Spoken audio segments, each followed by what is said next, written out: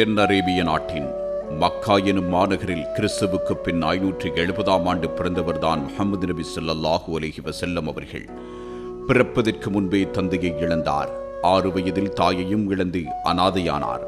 சில காலம் செவிலி தாய் ஹலீமாவிடம் பாலருந்தி வளர்ந்தார்கள். ஆடு வைத்தார்கள். எழுத படிக்க தெரியாதவராயிருந்தார்கள். வாலிப வயது வரைக்கும் அவருடைய வாழ்க்கை பயணம் மிக எளிமையானதாக அமைந்தது. அவருடைய வாலிப பயணம் அதிசயமானது. உலகின் எந்த ஒரு தலைவரினதும் வாலிப வயதில் இருக்காத அபூர்வ ஒழுக்க நெறிமுறைகள் கொண்ட வாழ்க்கை அது. வீண் சண்டை சச்சரவுகளுக்கு போனதில்லை. தீயவைகளை கண்டால் விலகிச் சென்றார்கள். அக்கால வாலிபர்கள் மது அருந்துவார்கள், சூதாடுவார்கள், தீய செயல்கள் அனைத்திலும் மூழ்கியிருந்தார்கள். இவற்றையெல்லாம் வெறுத்தவர்தான் முஹம்மது நபி ஸல்லல்லாஹு அலைஹி வஸல்லம் அவர்கள். பொய் பேசுவதையும் வெட்கக்கேடான செயல்களையும் அவர்கள் தீயவைகள் என கருதினார்கள். வாணிபராக இருந்தாலும் நேர்மையாக செயற்பட்டார்கள். அவர்களுடைய பேச்சில் உண்மை இருந்தது. இதன் காரணத்தினாலேயேதான் மக்காவில் பெரும் பணக்கார பெண்ணாக இருந்த கதீஜா நாயகி அவர்கள் நபி அவர்களை திருமணம் செய்து கொள்ள விரும்புகிறார். அப்போது அவர் விதவையாயிருந்தார். பின் நபி அவர்களை மணந்து கொள்கிறார். கதீஜா நாயகியின் வயதோ 40, நபிக்கு வயதோ வெறும் 25. விதவைக்கு வாழ்வளித்து முன்மாதிரியாக நபியவர்கள் செயற்பட்டார். நபியவர்களின் பண்பாடுகளிலோ ஒழுக்க நெறிகளிலோ ஒரு துளியும் குறையிருந்ததில்லை. அவர் மக்கா அருகிலுள்ள ஒரு மலையின் குகைக்கு சென்று தனிமையில் இறைவனை வணங்குவார்கள். அக்குகையின் பெயர் ஹிரா. மக்கள் ஏன் இப்படி நடந்து கொள்கிறார்கள் என்று கவலையுறுவார்கள். தீமைகளை அழிக்கவும் நன்மைகளை பரப்பவும் அவருடைய மனம் எண்ணியது.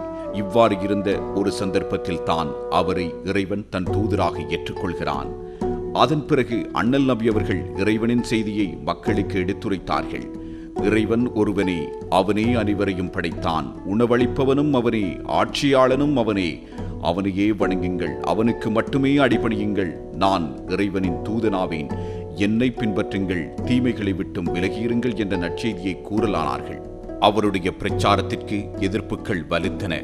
எதிரிகள் நபி அவர்களை பார்த்து இப்படி கூறினார்கள்: உங்களுக்கு என்ன வேண்டுமானாலும் தருகிறோம், உங்கள் பிரச்சாரத்தை மட்டும் விட்டுவிடுங்கள் என்று கூறிய போது நபி அவர்கள் சொன்னார்கள்: ஒரு கையில் சூரியனையும் மறுகையில் சந்திரனை தந்தாலும் எனது பிரச்சாரத்தை நான் நிறுத்த மாட்டேன் என கூறினார்கள்.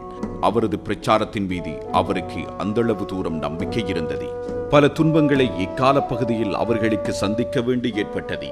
அவை வார்த்தைகளால் வர்ணிக்க முடியாத, யாரும் கேட்டிராத அளவு துன்பமாக இருந்தது. அவர் காலத்தில் வாழ்ந்த மக்களை ஒரு சீரான வழிக்கு இட்டுச் சென்றார்கள்.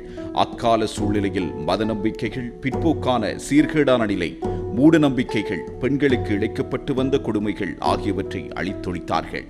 சிறியோர் முதல் பெரியோர் வரை அன்பு காட்டி அவர்களின் மனதை வென்றெடுத்தார்கள். தவறான மூட நம்பிக்கையில் சிக்கிக் கிடந்தவர்களை விடுவித்து அதிலிருந்து காப்பாற்றி நல்லதொரு சமுதாயத்தையும் உருவாக்கினார்கள். அதற்காக சீரான அரசியலையும் ஏற்படுத்தினார். மிகுந்த நெருக்கடியான ஆபத்தான காலத்திலேயே வெற்றிகரமாக தமது லட்சியங்களை நிறைவேற்றி காட்டினார். விஞ்ஞானம் வளர்ந்த இந்த யுகத்தில் கூட மூட நம்பிக்கைகளை ஒழிப்பது இயலாத காரியம். ஆனால் நபிகள் நாயகம் ஸல்லல்லாஹு அலைஹி வஸல்லம் அவர்களுடைய காலத்தில் சொல்ல வேண்டுமாக இருந்தால், அதை செயற்படுத்த வேண்டுமாக இருந்தால் எந்தளவு தூரம் நெஞ்சில் வலிமையும் நாவன்மையும் இருந்திருக்க வேண்டும். இன்றைக்கு 1400 ஆண்டுகளுக்கு முன்பு இந்த சாதனையை முஹம்மது நபி அவர்கள் நிலைநாட்டி காட்டினார்கள். விஞ்ஞானம் பற்றிய எந்தவித அறிவுமற்ற இருள் நிறைந்த அக்காலத்தில் மக்கள் காட்டுமிராண்டித்தனமான முறையில் வாழ்ந்தார்கள். அந்த இருண்ட யுகத்தில் சிக்கொண்டிருந்த மக்களுக்கு ஒரு நல்ல ஒளிமயம் மிக்க யுகத்தை நபியவர்கள் உருவாக்கினார்கள். சீர்திருத்தவாதிகள் என்று சொல்லப்படுபவர்கள் செய்ய நினைக்கின்ற நல்ல காரியங்களுக்கு இக்காலத்தில் எத்தனையோ தொல்லைகள் ஏற்படுகின்ற போது அண்ணல் நபியவர்கள் எத்துணை துன்பங்களை அனுபவித்திருப்பார்கள். நபியவர்களின் கொள்கைகளை எவரும் இலகுவில் ஏற்றுக்கொள்ளவில்லை. அரேபிய பாலைவனத்தில் வசித்த மக்கள் ஒரு நாளைக்கு ஒரு உருவம் என்று 360 உருவங்களை ஆண்டவனாக நினைத்து வழிபட்டு வந்தார்கள்.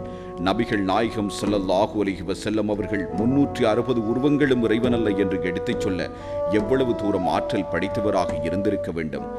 எப்படிப்பட்ட துன்பங்களை அவர் ஏற்றிருக்க வேண்டும் என்று எண்ணி பார்க்கும் போது இப்பொழுது இருக்கின்ற சீர்திருத்தவாதிகளுக்கு அது முன்னுதாரணமாக அமையும். பொது வாழ்விலே ஏற்படுகின்ற சந்தேகங்கள் அனைத்தும் நபியவர்களை நினைத்தால் பறந்து போகும். நபியவர்களின் அஞ்சா நெஞ்சுறுதியாலும் அவர் செய்த அறப்போரினாலும் இஸ்லாம் முழு உலகிலும் பரவத் தொடங்கியது. சில ஆண்டுகளில் முஹம்மது நபி ஸல்லல்லாஹு அலைஹி வஸல்லம் அவர்களை பின்பற்றுகின்றவர்களின் தொகை அதிகரித்தது. அன்னலாரின் தோழர்கள் நபி அவர்களின் கட்டளைப்படி உலகின் நாலா பக்கங்களுக்கும் சென்று இஸ்லாத்தை பரவச் செய்தார்கள். நபி ஸல்லல்லாஹு அலைஹி வஸல்லம் அவர்களுடைய சொல்லோ செயலோ ஒன்றுக்கொன்று எந்த ஒரு சந்தர்ப்பத்திலும் முரண்படவில்லை. அவர் சொன்னார், செய்தார், அதையே அந்த மக்களையும் பின்பற்றச் செய்தார். இன்று கருத்துக்களை சொல்பவர்கள் அதை போன்று நடந்து காட்டினால்தான் மக்களால் அது ஏற்றுக்கொள்ளப்படும். ஆனால் இக்காலத்தில் சொல்பவர்கள் உயர்ந்தவர்களாகவும் நடப்பவர்கள் கீழ்த்தரத்தில் உள்ளவர்களாகவும் இருக்கிறார்கள்.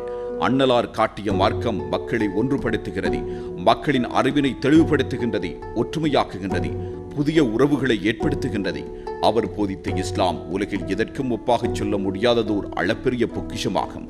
நபிகள் நாயகம் அவர்கள் 23 ஆண்டுகள் தமது பிரச்சார பணிகளை முன்னெடுத்தார். ஒரே இறை ஒரே மறை என்ற கருத்தை உள்ளத்தால் ஒப்புக்கொள்ளச் செய்து அதுவும் உலகின் மூலை முடுக்கெல்லாம் பரவி பண்புடன் வாழ வைத்திருக்கிறார்கள். அந்த மனித புனிதரின் நாவன்மைக்கு இருந்த நன்மதிப்பை, மகத்துவத்தை நாம் புரிந்து கொள்ள வேண்டும். இத்துணை மகத்துவமும் அந்த மாணவிக்கு இருக்க காரணமே அவர் தன் உயிரிலும் மேலாக கட்டிக்காத்து வந்த பொறுமையும் சொல்லும் செயலும், அதனோடு இணைந்த வாழ்வும், நடைமுறை வாழ்க்கைக்கு ஏற்ப அவர் இயற்றிய சட்டங்களும், தானும் தன்னை பின்பற்றுபவர்களுக்கும் சொன்னதோடு அல்லாமல் செய்தி காட்டும் செம்மலாக இருந்ததும் முழு முதல் காரணமாகும். சட்டத்திட்டங்கள் மனிதரின் நடைமுறை வாழ்க்கைக்கு ஏற்ற வகையில் அவரால் வகுக்கப்பட்டன. நபிகள் நாயகத்தின் வாழ்வும் வாக்கும் நிரம்பி அமைந்ததுதான் ஹதீஸ்கள் என்று அழைக்கப்படுகின்றது. அதே நேரம் இஸ்லாத்தின் பொக்கிஷமாக திருக்குர்ஆன் விளங்குகின்றது. நபி அவர்களின் சொல் செயல் என்பன இஸ்லாமியர்களுக்கு வழிகாட்டுகின்றன. அண்ணல் நபிகளின் இஸ்லாமிய போதனை உலகின் நாலா பக்கங்களிலும் ஒலிக்கச் செய்வதற்கு பட்ட துயர்கள், தொட்ட தொல்லைகள், தியாக தழும்புகள் கொஞ்ச நஞ்சமல்ல. அண்ணல் நபிகளாரின் அறப்பணி அகிலத்தை சீர் செய்வதற்கு கிடைத்த திருப்பணியாகும். அவர்களுடைய வாழ்க்கை வரலாறு வீரத்துக்கு ஒரு ஊற்றாகவும் சமுதாயத்திற்கு ஒரு நல்ல எடுத்துக்காட்டாகவும் அமைந்திருக்கின்றது. அதனால் தான் பல அறிஞர்கள், தலைவர்கள் கூட நபியவர்களை புகழ்ந்து பேசியிருக்கிறார்கள். H.G. வெல்ஸ், மகாத்மா காந்தி, அறிஞர் அண்ணா, ஜோர்ஜ் பெர்னார்ட் ஷா போன்றவராலும் நபியவர்களின் வாழ்க்கை நெறிமுறை பாராட்டப்பட்டது. பிரபல நூலாசிரியரான மைக்கேல் எச் ஹார்ட் என்பவர் உலகின் தலைசிறந்த தலைவர்கள் 100 பேரை தெரிவு செய்து அவர்களுள் அண்ணல் நபியவர்களுக்கு முதலிடத்தை பெற்றுக் கொடுத்தார். அதற்கு காரணம் முகமது நபி சமயத் தலைவராக மட்டுமன்றி உலகியல் துறைகளிலும் தலைவராக இருந்தார்கள். அன்னலார் எல்லா காலத்திலும் தாக்கத்தை செலுத்தக்கூடிய மாபெரும் தலைவர் என மைக்கேல் எச் ஹார்ட் அவரது நூலில் குறிப்பிட்டார். இவ்வுலக மக்களுக்கு நல்வழி காட்ட, இறைவனை பற்றி கூற இறைவன் காலத்துக்கு காலம் தூதர்களை அனுப்பி வைத்தான். அந்த வகையில் கடைசியாக வந்தவர்தான் இந்த முஹம்மது நபி ஸல்லல்லாஹு அலைஹி வஸல்லம் அவர்கள். இவரை முழு உலகிற்கும் ஒரு அருட்கடையாகவே இறைவன் அனுப்பியுள்ளான் என இறைவேதமான அல் குர்ஆன் கூறுகிறது. எச்சில் துப்புவதிலிருந்து ஆட்சி செய்வது வரைக்கும் இவர் நடைமுறை வாழ்க்கையில் செயற்படுத்தி காட்டியிருக்கிறார். இவரது ஒவ்வொரு பேச்சு, உடை, நடை, பாவனை, அசைவுகளும் மானிட சமூகத்துக்கு கிடைத்த மிகப்பெரிய முன்மாதிரியாகும். மக்களுக்கு போதித்தவற்றில் பிரதானமாக இவை அமைந்தன. அல்லாஹ்வை மட்டும் வணங்குங்கள், உண்மையே பேசுங்கள், வாக்குறுதியை நிறைவேற்றுங்கள், பாவங்களை விட்டு விலகியிருங்கள், அனாதைகளின் செல்வத்தை அபகரிக்காதீர்கள், அக்கிரமம் புரிவதை விட்டுவிடுங்கள், அண்டை வீட்டாருக்கு தொல்லை தராதீர்கள், பெண்கள் மீது அவதூறு கூறாதீர்கள், தொழுகையை கடைப்பிடியுங்கள், நோன்பு வையுங்கள், அல்லாஹ்வின் பாதையில் செலவு செய்யுங்கள், ஒருவருக்கொருவர் ஒற்றுமையாயிருங்கள் என எத்தனையோ எழுச்சிமிக்க கருத்துக்களை சொன்னார்கள். இவற்றுள் எதனை நாம் பின்பற்றுகின்றோம்? நபியை பின்பற்றும் கால் நாம் ஒருபோதும் வழி தவற மாட்டோம்.